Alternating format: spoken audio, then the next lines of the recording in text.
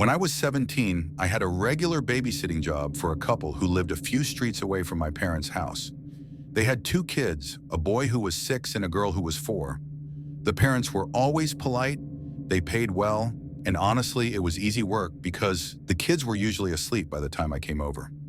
One Friday night, they asked me to come by at 7. They were going out for dinner and drinks and said they'd be home around midnight. When I arrived, both kids were already asleep upstairs. The parents gave me the usual rundown, left me some snacks in the fridge, and told me to just relax and watch TV. For the first couple of hours, everything was completely normal. I sat on the couch scrolling through my phone and watching Netflix. Around 10 o'clock, I paused the show because I thought I heard footsteps upstairs.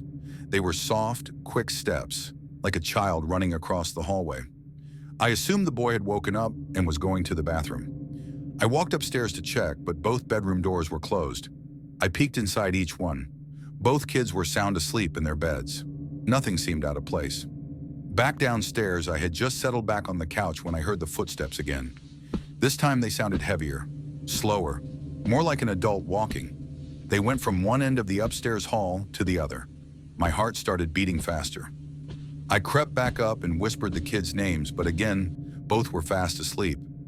I told myself the house was old and probably creaky, but then I heard the bathroom door creak like it was closing. That made me nervous. I checked it, empty, light off. I went back down, but this time I called the parents. I didn't want to freak them out, so I just told them I kept hearing noises upstairs. The mom kind of laughed and said their home security system had been glitching lately, so I probably shouldn't worry about it. She told me just to keep the kids in their rooms and ignore any weird noises. Not even 10 minutes later, as I walked past the bottom of the stairs, I noticed a faint glow from upstairs. The bathroom light was on. I knew I had just checked it. I slowly climbed the steps. As I got closer, I saw the door was half open. Through the crack, I could see someone leaning against the wall. A tall figure, completely still. I froze halfway up the stairs. The figure didn't move. Then right as I was about to run, the light clicked off. I bolted down the stairs, grabbed my phone, and dialed 911. I whispered into the phone that I thought someone was in the house. The operator told me to lock the front door and stay with the kids. I ran to the kitchen to grab a knife and waited by the bottom of the stairs. It felt like forever, but maybe 10 minutes later, the police arrived. They searched the whole house, room by room, closet by closet. At first, they didn't find anyone. But when they checked the attic, they found the pull-down ladder was open, with fresh, muddy footprints going up.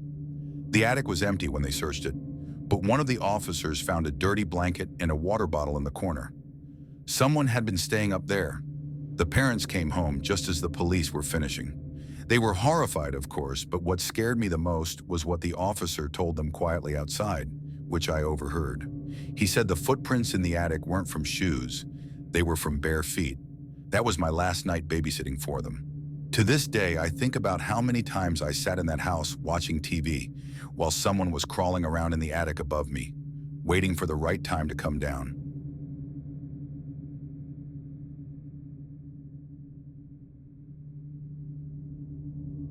This happened in 2021 when I was driving back from my girlfriend's house late at night.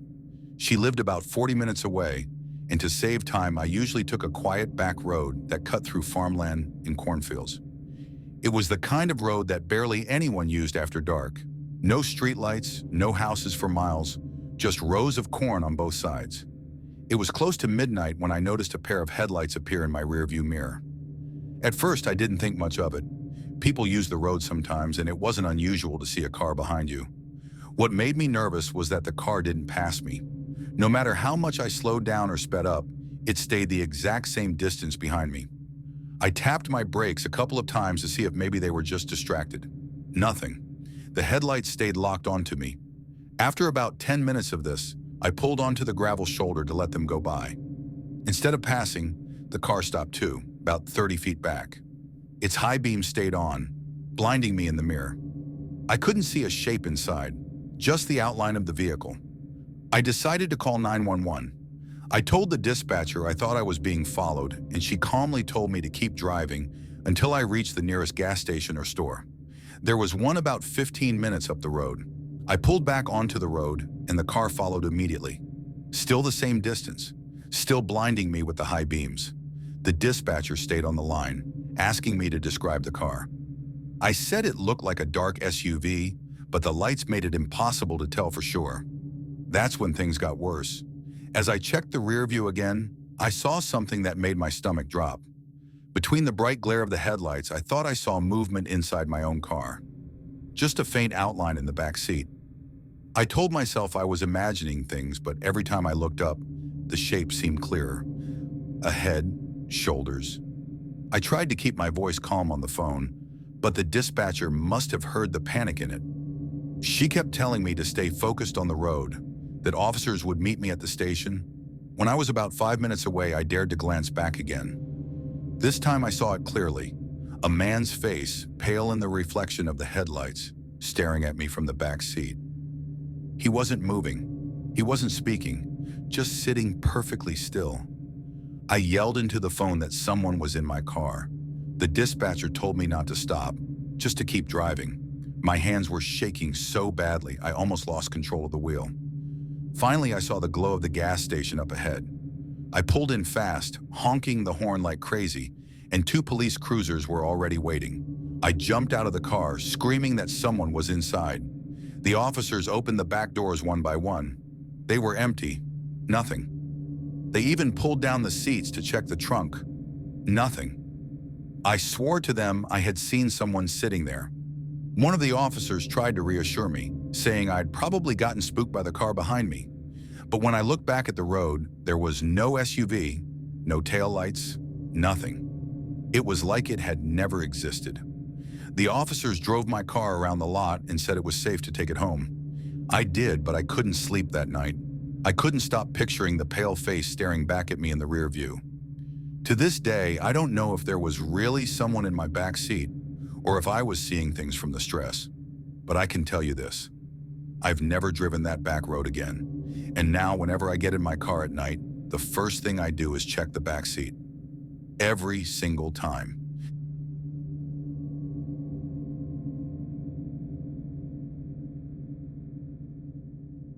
Back when I was in college, I rented a small off-campus house with 2 of my friends.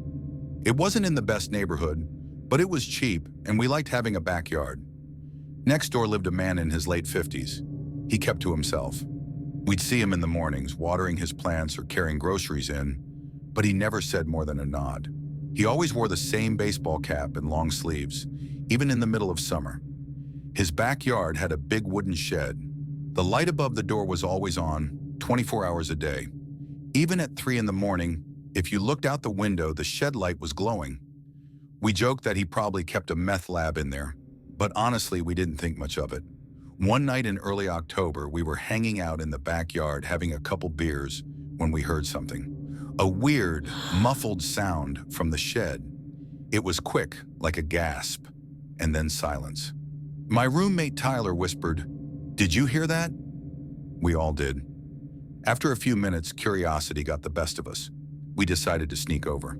We crept to the fence, trying not to make noise, and peered through a crack in the shed wall. Inside, the walls were completely covered in Polaroid photographs. Hundreds of them, pinned up in neat rows. At first, we thought it was kind of funny, like maybe he was some artsy guy collecting random pictures. But as our eyes adjusted, we realized every single photo was of people's faces. Not smiling, not posed, just terrified, wide-eyed faces staring into the camera. I pulled my phone out and used the flashlight to get a better look. My stomach dropped when I saw one of the pictures.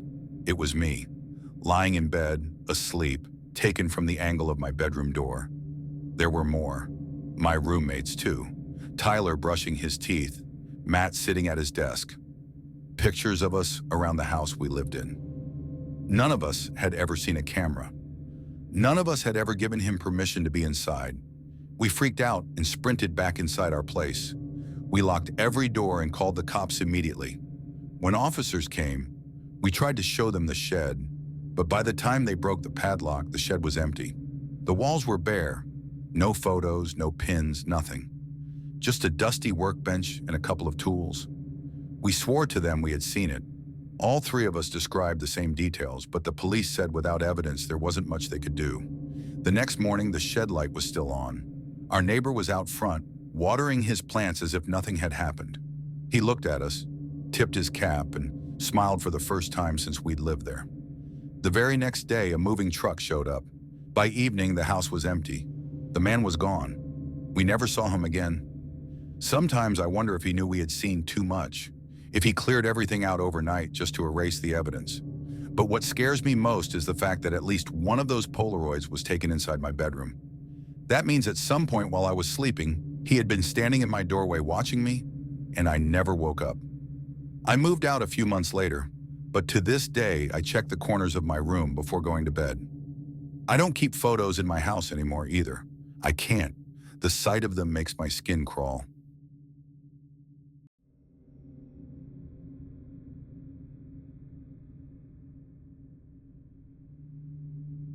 When I was a senior in high school, my friends and I were obsessed with exploring abandoned places.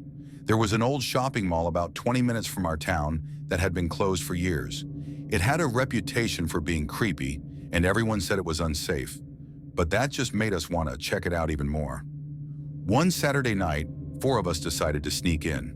We parked behind the building where part of the wall had collapsed. Crawling through, we ended up in what used to be a department store.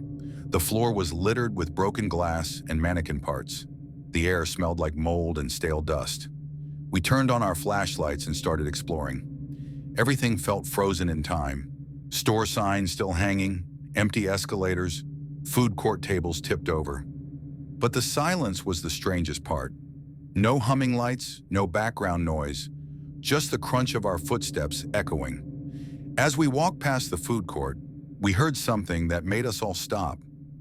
Faint music. It sounded tinny and warped, like it was playing from an old speaker. At first I thought it was a phone, but it was too far away and too distorted. We followed it through the dark corridors until we realized what it was.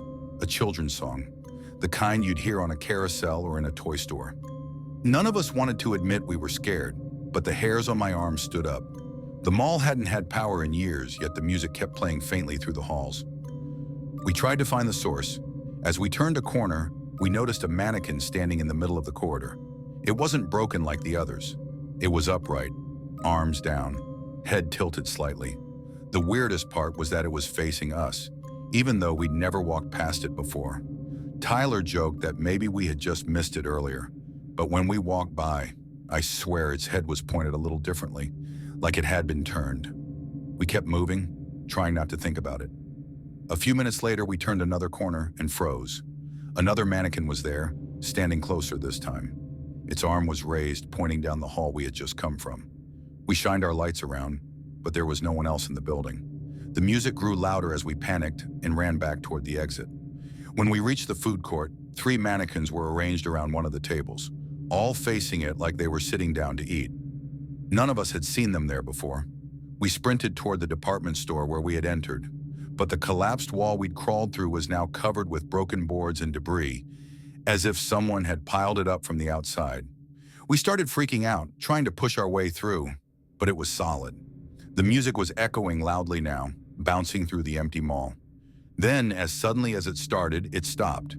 The silence hit harder than the sound itself. Finally, we smashed through a side window big enough to crawl through.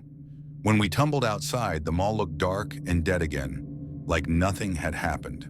The next day, we drove back in daylight to see if we had imagined it. But when we got there, the mall was surrounded by heavy machinery.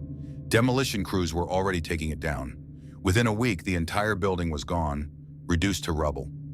I don't know how to explain what we saw that night, but all 4 of us still talk about it. The mannequins that moved, the children's music playing from nowhere, the blocked exit. It all happened. And what scares me most is the thought that if we hadn't found that side window in time, maybe we would have been buried in there when the place came down.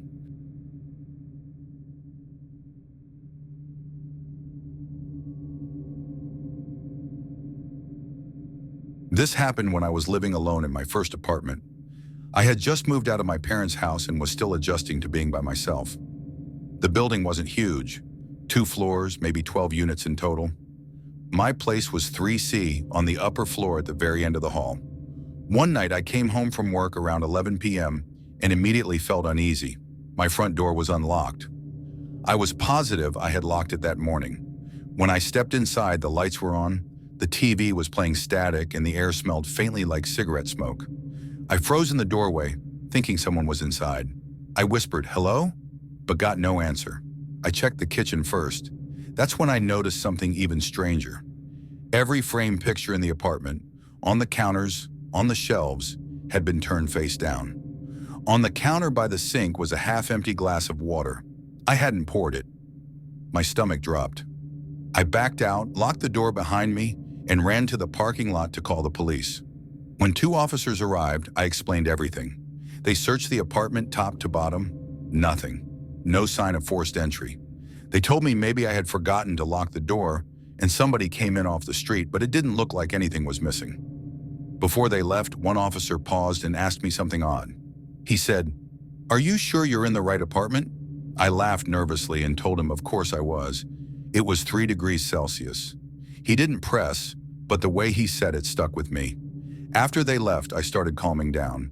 But then I glanced at the door across the hall. It said 3D. I suddenly realized the layouts were mirrored, identical inside. The furniture, the counters, everything lined up. In my panic, I had run into the wrong apartment. That explained the glass of water and the cigarette smell.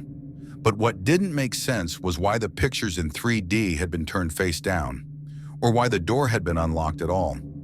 I went back to my own apartment, 3C, and double-checked every lock. I kept telling myself it was just a mix-up, that I'd scared myself for nothing. The next morning, curiosity got the better of me.